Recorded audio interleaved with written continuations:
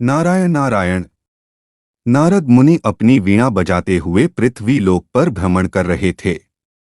चलते चलते वे एक गांव में पहुंचे, जहां उन्होंने देखा कि एक व्यापारी का पूरा परिवार दुखी बैठा था। व्यापारी ने नारद मुनि को प्रणाम कर कहा, मुनिवर, मेरा व्यापार चौपट हो गया है। मेरे घर से बरकत ही खत्म हो गई है। माता लक्ष्मी कृपा नहीं कर रही हैं। नारद मुनि ने मुस्कुराते हुए पूछा, क्या तुमने कभी सोचा है कि तुम्हारे जीवन में दरिद्रता क्यों आई? क्या तुमने अनजाने में ऐसी चीजों का दान किया है जो माता लक्ष्मी के क्रोध का कारण बनती हैं? व्यापारी चौंक गया। उसने कहा, मुनिवर, दान तो मैं पुण्य कमाने के लिए करता हूं, क्या यह भी गलत हो सकता है? नारद मुनि ने कहा, आओ, मैं तुम्हें एक कथा सुनाता हूं, जिससे तुम्हें अपनी गलती का एहसास होगा। प्राचीन समय में एक राजा था, हर्षवर्धन। उसका राज्य समृद्ध और वैभवशाली था। वह दान पुण्य करने में प्रसिद्ध था, लेकिन उसके दान में विवेक का अभाव था। राजा सोचता था कि जितना अधिक दान करेगा, उतना ही उसका यश बढ़ेगा।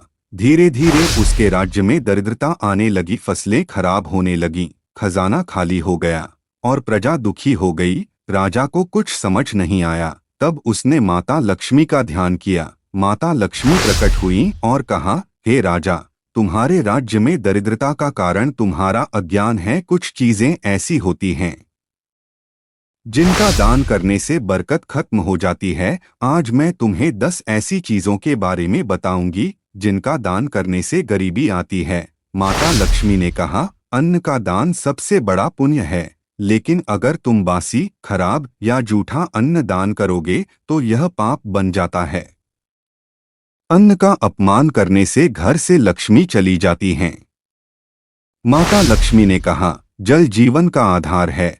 अगर तुम अशुद्ध या अपवित्र जल दान करते हो तो यह पुण्य नहीं बल्कि पाप होता है। शुद्ध जल का दान करो, तभी इसका फल मिलेगा। माता लक्ष्मी ने कहा, फटे या गंदे वस्त्र दान करने से दरिद्रता आती है। दान के लिए हमेशा साफ और अच्छे वस्त्र का चयन करो।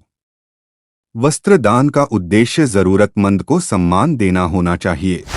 माता ने कहा, अधूरा या गलत ज्ञान देना सबसे बड़ा पाप है। इससे न केवल दानकर्ता बल्कि ग्रहणकर्ता का भी अहित होता है। सत्य और पूर्ण ज्ञान का ही दान करो। माता लक्ष्मी ने चेतावनी दी, जो धन पाप या अन्याय से कमाया गया है, उसका दान दरिद्रता को बढ़ाता है। दान के लिए हमेशा परिश्रम और ईमानदारी से कमाए धन का उपयोग करो।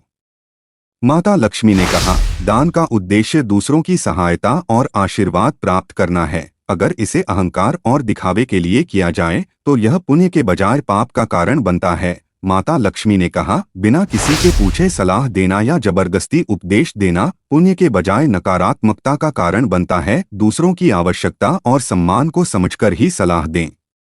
माता लक्ष्मी ने कहा, अगर तुम बासी, अशुद्ध या अपवित्र भोजन का दान करते हो तो यह तुम्हारे घर की बरकत को खत्म कर देता है। भोजन का दान हमेशा ताजा और पवित्र होना चाहिए। माता ने कहा, समय सबसे बड़ा धन है। अगर तुम दूसरों का समय बर्बाद करते हो या अपने समय का अनादर करते हो तो यह भी दरिद्रता का कारण बनता है। समय का सम्मान करो और इसे सही कार्यों में लगाओ।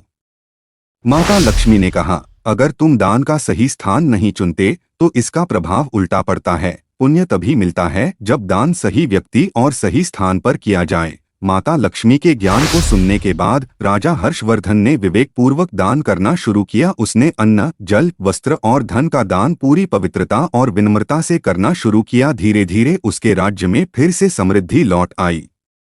अंत में नारद मुनि ने व्यापारी से कहा, तुम्हारी दरिद्रता का कारण भी यही है कि तुमने माता लक्ष्मी की बातों को नहीं समझा। अब इन 10 बातों का ध्यान रखो और विवेक से दान करो। व्यापारी ने माता लक्ष्मी की शिक्षाओं को अपनाया और उसके जीवन में धीरे धीरे खुशहाली आने लगी। मित्रों, यह कथा हमें सिखाती है कि दान करना पुण्य का कार्य है, लेकिन इसे विवेक, पवित्रता और विनम्रता के साथ करना चाहिए। अन्न, जल, वस्त्र, ज्ञान, धन और समय का सही उपयोग और सम्मान ही सच्चे धन का आधार है। माता लक्ष्मी की कृपा पाने के लिए इन 10 बातों को हमेशा याद रखें।